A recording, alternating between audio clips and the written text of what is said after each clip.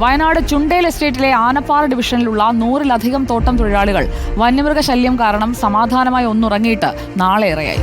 3 മാസം മുൻപ് പ്രദേശത്തെ നിരവധി വളർത്തുമൃഗങ്ങളെയാണ് കടുവ പിടിച്ചത്.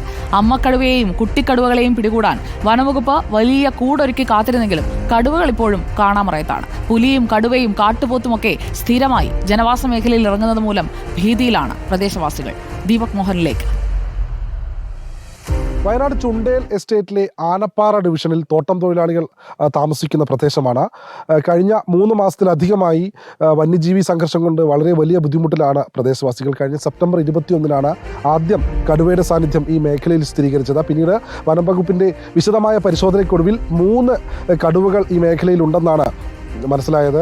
ഒരു അമ്മക്കടുവയും ഒപ്പം 3 കുട്ടിക്കടുവകളും ഉണ്ടായിരുന്നു. ഈ കടുവകളെ പിടികൂടാനായി വനംവകുപ്പ് വലിയ കൂട് തന്നെ ഈ മേഖലയിൽ സ്ഥാപിച്ചു. പക്ഷേ ഈ കൂട്ടിൽ കടുവ കുടുങ്ങിയില്ല. കടുവ ആ പാടീൻ്റെ പുറകിൽ ഞാൻ താമസിക്കുന്ന റൂമിൻ്റെ അങ്ങേ ഭാഗത്ത് വന്നിട്ട് പതുങ്ങിയിരുന്നിട്ട് രാത്രി 10 മണി 11 മണിക്ക് ഞങ്ങളെല്ലാവരും കണ്ടതാണ്. കടുവ ശല്യം ഭയങ്കര തന്നെ. കടുവ എന്നല്ല, ആനയും എല്ലാ സാധനവും ഉണ്ട് ഇപ്പോൾ. പകൽ പോലും ഒറ്റയ്ക്ക് കാട്ടിൽ ജോലിക്ക് പോകാൻ ഭയങ്കര ബുദ്ധിമുട്ടാണ് ഇപ്പോൾ. വനം വകുപ്പിൻ്റെ നേതൃത്വത്തിൽ ആനപ്പാറ എസ്റ്റേറ്റിലും പരിസര പ്രദേശങ്ങളിലുമായി 23-ലധികം ക്യാമറകൾ സ്ഥാപിച്ചു. ഒപ്പം AI ക്യാമറകളും ഉണ്ടായിരുന്നു. പക്ഷേ ഈ ക്യാമറകളിൽ കടുവയുടെ സാന്നിധ്യം സ്ഥിരീകരിച്ചെങ്കിലും കൂട്ടിൽ കടുവ കുടുങ്ങിയില്ല.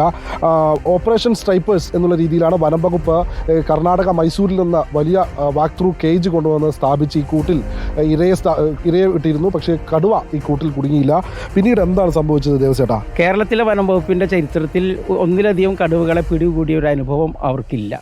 അപ്പോൾ ഇങ്ങനെ ഒരു വലിയ കടുവയും 3 ചെറിയ കടുവയും കൂടെ വന്നപ്പോൾ എന്ത് ചെയ്യണമെന്ന് അവർക്ക് അറിയില്ലായിരുന്നു.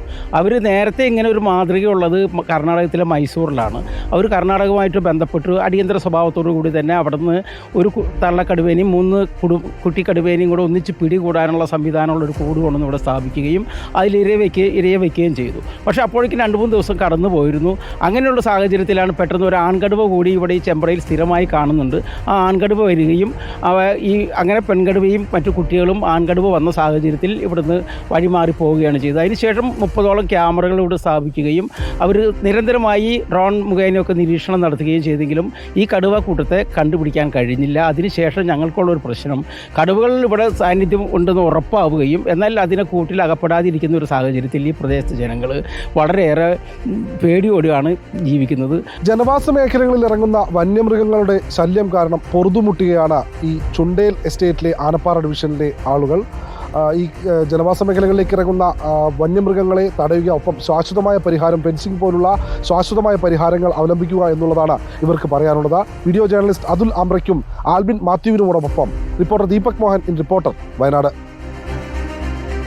കടുവ പിടിച്ചു എന്ന് പറയാനല്ല, കടുവ പിടിക്കാതിരിക്കാൻ ഇത്ര കാര്യങ്ങൾ നമുക്ക് ചെയ്യാൻ കഴിഞ്ഞു, അതെല്ലാം നമ്മൾ സജ്ജമാക്കി എന്ന് പറയാനാണ് ഞങ്ങൾക്കും ഇഷ്ടം. അതുകൊണ്ടാണ് ഓരോ പ്രശ്നങ്ങളും എന്തൊക്കെയായി എവിടെയൊക്കെയായി ഇതുവരെ പ്രഖ്യാപിച്ച കാര്യങ്ങളെന്ന് നമ്മൾ ചൂണ്ടിക്കാട്ടിക്കൊണ്ടേയിരിക്കുന്നത്.